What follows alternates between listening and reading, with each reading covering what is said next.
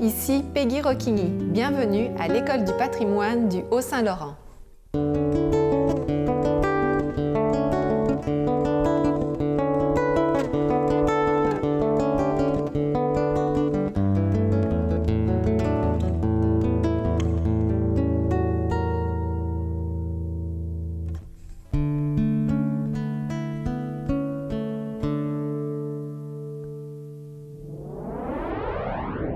Aujourd'hui, je vous présente le troisième et dernier épisode portant sur le patrimoine industriel.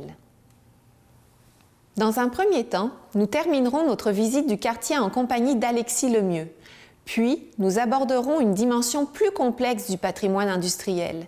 Si le patrimoine industriel est constitué en grande partie de bâtiments et d'équipements technologiques, il comporte une dimension immatérielle importante, qui se reflète principalement dans la commémoration d'événements et la reconnaissance de certains personnages historiques.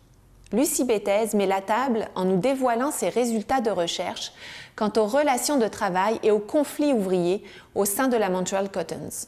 Cette présentation amènera les participants à réfléchir sur la délicate question de l'interprétation de l'histoire et comment identifier et valoriser des éléments patrimoniaux qui ne font pas nécessairement l'unanimité. Dans cette perspective, je vous invite à rencontrer Madeleine Parent, pionnière du milieu syndical au Québec. En 1942, elle prend la tête du mouvement syndical dans les usines de la puissante Dominion Textile de Montréal et de Salaberry de Valleyfield. Sous les ordres de Maurice Duplessis, elle est arrêtée et emprisonnée à 5 occasions. Lors de la célèbre grève de 1946, elle fait preuve de détermination et a finalement gain de cause. À l'issue de cette grève, 6 000 ouvriers du textile obtiennent finalement le droit de se syndiquer. Bonne émission.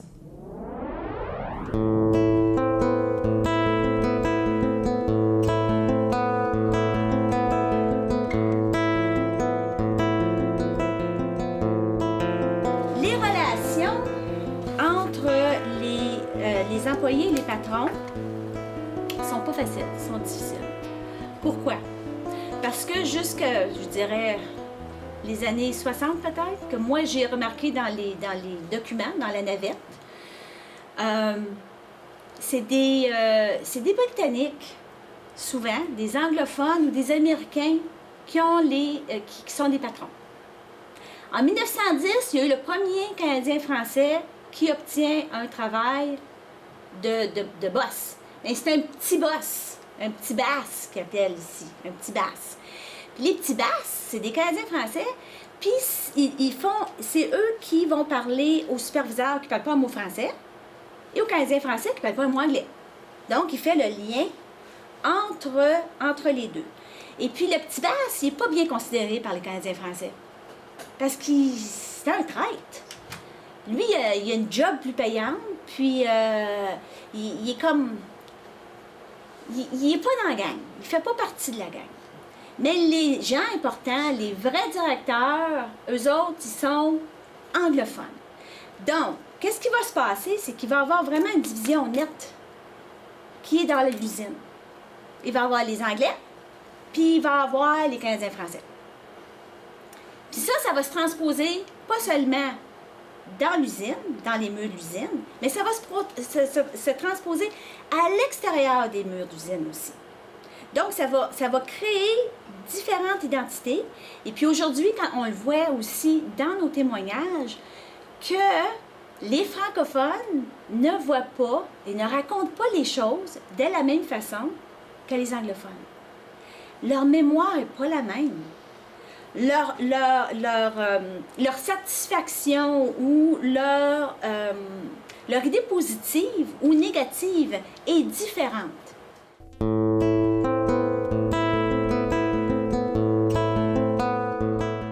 L'usine, comme je l'expliquais, c'est aussi un milieu de vie. Parce qu'on passe tellement de temps à cet endroit-là qu'à un moment donné, on développe certaines, puis en plus de ça, on est toujours, souvent, on va avoir travaillé là 30 ans, 40 ans, 50 ans. L'usine de textile, elle est reconnue, elle est réputée pour être un endroit qui est très stable, que les gens ne vont pas quitter. C'est très rare. Pourquoi? Bien, premièrement, c'est la plus grosse. Il y a 50 de la population active à Salaberry de Valleyfield qui travaille à l'usine de coton. C'est important, ça. Il y a toujours quelqu'un, même si toi ou ta famille n'a pas travaillé ou ne travaille pas à l'usine de coton, tu connais quelqu'un qui travaille là. Ils travaillent là longtemps. Souvent, ils sont dans le même département, dans le même moulin. Peut-être pas dans le même département, mais au moins dans le même moulin. Ils s'identifient au moulin. Ça, on l'a remarqué dans les témoignages. Quand on dit où est-ce que vous avez travaillé, ils vont dire à l'Empire pour l'Empire, à Vieille, à Louise. Oh, je travaillais à Bois-Noix. Donc, ils s'identifient vraiment à ça. Ils vont rester dans la même moulin, souvent sur les mêmes machines, pendant des années. Ils vont faire exactement la même chose. Ils vont être entourés du même monde. Ils vont être assis sur la même chaise. Ils vont voir les mêmes murs. Ça devient un deuxième chez eux. Puis, naturellement, ce qui va arriver dans l'usine, c'est qu'on va développer des amitiés. Ça va devenir une communauté tricotée serrée. Ça va devenir une communauté où on s'entraide. Dans les premiers temps, quand on a des familles au complet qui travaillent dans l'usine, bien, les enfants sont avec les parents. Puis là, on leur montre comment faire une chose. Puis ce qui va arriver avec l'usine, puis il va se développer une solidarité. Puis c'est pour ça que quand il va y avoir la grève en 46, ça va peut-être être plus facile. Parce que là, les gens, c'est tout du monde qui se connaissent. Ils se marient entre eux autres. Ils sont cousins, cousines. C'est des voisins proches. Quand on est dans l'usine, on passe 12 heures ensemble. Mais quand on sort de l'usine, on est encore ensemble. Pourquoi? Parce que les Canadiens français sont ensemble, ils restent ensemble, et ils font des activités ensemble. On vous a parlé de la grève de 46, qui fut mémorable parce que, justement, les travailleurs de la Montreal Cotton ont fait beaucoup de gains. Donc, c'était vraiment très important pour les travailleurs et travailleuses. Mais également, il y a eu la grève autour de 1900, qui était une grève très importante, dont on parle peu aujourd'hui, mais cette grève-là, en 1900, elle a mené à une émeute également, qui s'était déroulée sur la rue Dufferin. Et c'était un fait vraiment important. D'ailleurs, il y a eu un mort. Dans les années 60, chaque moulin possède sa propre feuille d'information. Un petit journal, là, moi j'appelle ça une feuille parce qu'il y a peut-être 2 pages. Donc, pour la fileterie Salaberry, ça va s'appeler le boulevard, parce qu'ils sont sur le boulevard Monseigneur-Langlois. La fouine, pour le moulin Galt, et le Cupidon, qui va être celle de Bois-Noix. En fait, le monde du coton, c'est un monde dans un monde. C'est un monde en soi. Avant d'aller à la pause, et tel que promis, je vous invite à faire connaissance avec Madeleine Parent. Le premier extrait est une entrevue accordée à Denis Arcand pour son film « On est au coton », réalisé en 1970. Le deuxième extrait provient du film « Les travailleurs du coton » en 1946, réalisé en 2001 par Sylvain Primeau dans le cadre du concours de court-métrage organisé par la MRC de Beauharnois-Salaberry. Le jeune cinéaste tourne la dernière entrevue accordée par Madeleine Parent, décédée en 2012 des suites de la maladie de Parkinson. Dame Vladimir alias Valdimar Björnsson, née Madeleine Parent, R. Kent Rowley, Asilus Bocage, tous 3 de la cité de Montréal, ont ensemble formé une conspiration séditieuse et y ont participé par des propos, des gestes, des actes ou autrement avec l'intention de troubler la sécurité de l'État, de créer du mécontentement, de la désaffection et de la haine à l'encontre de l'ordre public ainsi que des lois et institutions établies, de promouvoir la discorde et l'inimitié entre différentes classes ou sujets de Sa Majesté, mettant en danger la paix, l'ordre et la sécurité publique. Les personnes surnommées commettent par là l'offense de conspiration séditieuse prévue aux articles 133 et 134 du Code criminel. Signé Maurice L. Duplessis, procureur général de la province de Québec. Moi, j'en ai eu une indigestion pendant 4 jours, une fois à Valleyfield, je pouvais pas parler. Je pouvais pas manger. Tellement ça m'avait fait quelque chose. Après ça, on s'habitue. Vous avez accusé de quoi? De... Comment est-ce qu'on appelle ça? Le sodomisme? Ah, la sodomie. La sodomie. J'avais 25 ans, puis ça m'avait tellement écœurée. J'étais là-bas en pension. Il y avait eu plusieurs tentatives d'organisation de grèves, de mouvements de toutes sortes pour améliorer leurs conditions. Mais il n'y avait jamais eu de grève vraiment gagnée avec une convention collective. Et des médiateurs du gouvernement fédéral avaient réuni les deux parties, mais la compagnie n'entendait absolument rien. On sentait là que c'était le moment de se battre et de gagner, et qu'il fallait à tout prix se libérer de la tutelle de cette compagnie, surtout à Valleyfield, parce qu'elle contrôlait le conseil de ville aussi bien que tout ce qui avait de l'autorité dans la ville de Valleyfield. Alors, c'était plus important encore pour eux que même pour les travailleurs de Montréal. Quand on attendait les résultats du vote et les scrutateurs et le président d'élection étaient allés au palais de justice pour compter les votes, je reçois un téléphone du maire Cochon de Valleyfield. Et j'avais une foule de gens autour de moi dans la salle, puis la porte était ouverte, puis ils étaient sur la place du marché, on était sur la place du marché. Et qu'est-ce qu'il y a, monsieur le maire? Bien, il dit, monsieur McCall ne peut pas sortir de la ville. J'ai dit, qu'est-ce qui se passe? Bien, il dit, il y a 1500 jeunes en bicyclette qui entourent le palais de justice. Ah! Ben, j'ai dit, peut-être qu'il ne se fie pas. Après ce qui est arrivé hier, c'est pas étonnant. Alors, il dit, oui, mais bien, est-ce que vous connaissez les résultats? Non. Bien, j'ai dit, il ne sortira pas de la ville tant que les travailleurs ne connaissent pas les résultats. Alors, on n'a pas à se fier à M. Duplessis. Bon, qu'est-ce qu'on fait? J'ai dit, si vous... Puis j'avais tous ces gens derrière moi, alors j'expliquais tout pour que les gens comprennent. J'ai dit, si vous me promettez, monsieur le maire, que vous aurez les résultats de M. McCall et que vous m'appelez avec les résultats, là, on décidera. Alors, comme de raison, il n'y avait pas de choix. Un peu plus tard, il me rappelle, puis il me donne les résultats, puis on avait gagné, c'était une bonne majorité. Alors j'ai dit, bon, ça va, soyez pas inquiets. Et nos gens sont allés dire aux jeunes en bicyclette, revenez au local et à la place du marché, on a les résultats. Puis McCall a pu partir pour Québec avec ses hommes.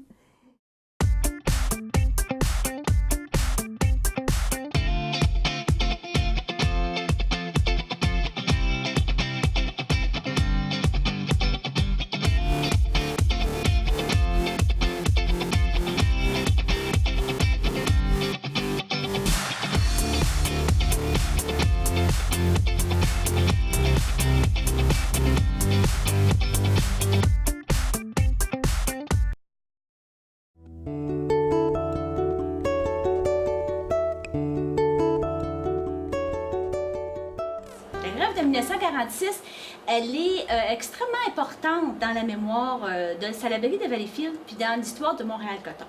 Quand on parle de grève de 46, la plupart du monde connaissent ça. Il y avait certaines questions que j'avais, puis ce qui se passait, c'est que j'arrivais pas, personne ne voulait en parler. Ils étaient prêts à parler de toutes sortes de choses, mais on ne voulait pas parler de la grève de 46. Ou bien, ceux qui m'en ont parlé, c'était sur un pseudonyme. Parce que moi, j'enregistrais toutes ces informations-là. Puis, on m'avait donné des pseudonymes. Puis même, il y en a un, à un moment donné, j'étais pour rencontrer le monsieur. Et puis, j'appelle sa femme pour confirmer tout ça. Puis, elle me dit, j'ai dit, bon, ben c'est parfait. Puis là, je parle à lui. Elle passe son mari, je dis, ben, c'est correct, on va se voir demain. Est-ce que vous voulez être filmé ou est-ce que vous voulez être enregistré? Ça a été fini. Fini. Il voulait même plus me parler, il voulait rien savoir. Donc ça m'a beaucoup étonnée. Je trouvais ça bizarre. Puis ce qui est arrivé, c'est que avec la démolition, comme j'expliquais, quand ils ont démoli, il y a eu beaucoup de colère face à ça. Il y a beaucoup de gens qui ont perdu leur travail. Le quartier nord s'est appauvri à ce moment-là. Ça a été difficile, ça a été une période là, que ça fait quelques années là, qu'on a remonté finalement dans la ville ici. Et il y a des gens qui en sont revenus, il y a des gens qui en sont pas revenus. Et puis, ce qui m'a étonnée, quand j'ai regardé la récupération, moi, ce qui m'intéressait, c'est les monuments. Le Souffle des Halles, c'est un monument qui a été fait pour honorer les travailleurs de la Salaberry de Valleyfield. C'est une femme, un enfant et un homme qui prennent leur envol vers la baie, vers la liberté, puis ça signifie que les travailleurs ont décidé de se battre pour leurs conditions de travail, tout ça, ça les a libérés. Ça rappelle aussi très souvent que l'usine accueillait toute la famille au complet. À travers de ça, en dessous de ça, on les voit mal ici, mais il y a des plaques triangulaires. Coton 46, c'est un groupe de personnes qui ont décidé d'élever le monument, le Souffle des Halles.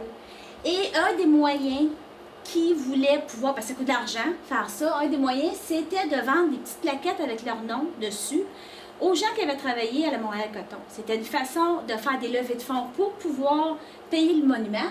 Et en même temps, c'était pour honorer les gens de la Montréal Coton qui avaient travaillé là. Il y en a beaucoup qui ont accepté, que ça leur faisait plaisir, qui étaient contents. Mais il y a du monde qui ont refusé de mettre leur nom là.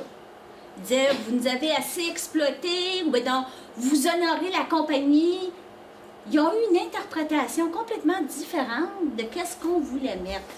On voulait honorer le travail des travailleurs, leur apport à la prospérité du pays. Ils ne l'ont pas vu comme ça. Ça ne s'est pas arrêté là. Ça, c'est où est-ce que c'est sur les murs de l'usine de filtration. Comme vous voyez ici, ça c'est une photo très, très, très populaire, très connue, très célèbre, puis on l'a reproduit en fresque. Il y a deux murs aussi qu'on a reproduits en fresque, comme s'il y avait des ouvertures dans la compagnie, et on a des ouvriers, des travailleurs qui sourient. Quand il y a eu l'inauguration de ça, dans la même semaine, il y a quelqu'un qui a envoyé une lettre au journal. Elle était livide. Elle disait, c'est épouvantable, c'est une claque en pleine face, comment est-ce que vous pouvez être content de montrer ça? Un affront à notre mémoire collective. Et comme une manière de pacifier les révoltes du passé. Donc, on a une interprétation ici. 2 semaines plus tard, en réponse à cette lettre-là, le journal imprime une lettre dans laquelle un lecteur explique que les sourires sereins sur les visages des travailleurs du coton étaient ceux de gens fiers de leur travail et qu'il fallait se méfier d'une idéologie excessive qui sanctifiait les travailleurs et les unions.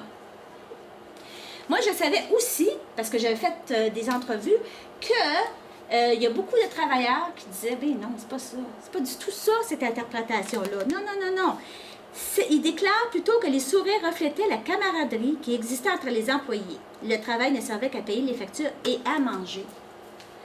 Moi, ça me touche ça. Ça m'appelle ça. Parce que sur, justement, le patrimoine, quand on regarde le patrimoine puis qu'on regarde l'histoire, on a une problématique avec à qui appartient l'histoire. Qui devrait dire quoi?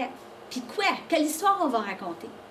Donc, c'est qu'est-ce que moi, je vous lance, parce que je trouve ça super intéressant de voir que la même chose va me donner 3 interprétations différentes.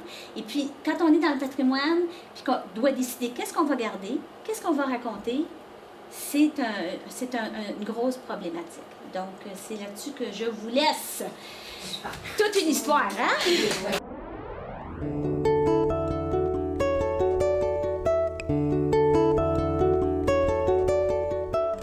Le patrimoine industriel, bien sûr, avec tout le mouvement ouvrier, avec tout ce que Mme Bethes nous a raconté, soulève des gros questionnements. D'un autre côté, excusez l'expression, il ne faut pas s'enfarger les pieds dans les fleurs du tapis non plus. Le patrimoine industriel existe. Le patrimoine industriel, c'est un territoire, c'est une région qu'il faut déterminer ce que ça évoque avant même de mettre en valeur, puis comment. Alors là, on a un paquet de questions, on n'a pas de réponse. On est dans une région, pour la plupart, que ce soit MRC, Beauharnois-Salaberry, que ce soit même dans le Haut-Saint-Laurent, tout ça, on est dans une région à haute teneur industrielle. Alors, je vous soumets, vous savez comment on fonctionne. Est-ce que vous avez des questions? Est-ce que vous avez des pistes? Est-ce que vous avez fait face à des problèmes? Est-ce qu'il y a des choses qui vous viennent en tête au niveau du patrimoine industriel? Le problème, c'est qu'il faut trouver une vision qui fait l'unanimité. Mais si les citoyens, au départ, ont une perspective puis un attachement complètement différent au passé, tu disais que les témoignages étaient complètement différents selon les anglophones puis les francophones par rapport à la manufacture. J'imagine que là, ça devient un défi difficile à surmonter. Là, c'est quasiment, on se retrouve quasiment dans des situations de réconciliation nationale ou régionale. Tu sais, le patrimoine, là, prend une fonction citoyenne aussi très importante, au-delà d'une fonction de mémoire, finalement. Ça devient un outil de réconciliation par rapport à des tensions qu'il y a pu y avoir avant. On revient à notre fameuse loi sur le patrimoine culturel qui est exactement ça. C'est les citoyens qui vont identifier leur patrimoine. Ça va partir de là. Ça va partir aux municipalités. Alors, raison de plus, dans un cas de patrimoine industriel, on parle ici, bon, de Dominion Textile, ça pourrait être n'importe quoi. À Huntington, on a un peu le même problème. On a cette usine disons, on appelait ça une usine de minou, là, mais c'est parce que c'est une usine de textile aussi, qui a fait vivre la ville, qui était gérée par des anglophones. Ils ont mis la clé dans la porte, Huntington, il ne reste plus grand-chose. Alors, tu sais, c'est tout ce phénomène industriel-là. Alors, si on repositionne ça à la question, justement, des citoyens, on n'est pas sorti du bois. Est-ce que un des problèmes ne serait pas que on veut se créer ou s'approprier ou découvrir un patrimoine trop vite? Par exemple, dans les discussions que Madame a eues avec certains employés qui devaient probablement non pas être les enfants des employés, mais les employés eux-mêmes, moi j'ai senti beaucoup de rancœur dans certains commentaires.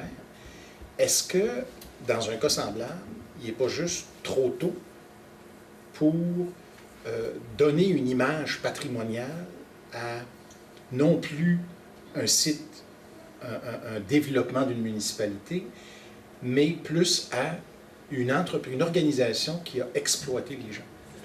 Les jeunes générations que leurs grands-parents ou leurs arrière-grands-parents ont travaillé à l'usine, qu'ils sachent c'était quoi, qu'il y avait ici une usine.